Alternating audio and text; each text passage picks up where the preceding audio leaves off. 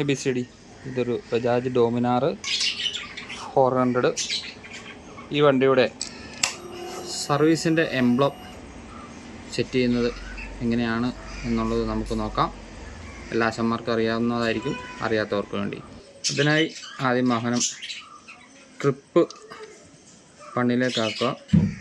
ആക്കിയതിന് ശേഷം നമ്മുടെ ചാവി ഓഫ് ചെയ്തതിന് ശേഷം ഈ എം ബട്ടൺ പ്രസ് ചെയ്ത് പിടിച്ചുകൊണ്ടിട്ട് ചാവി ഓണാക്കുക.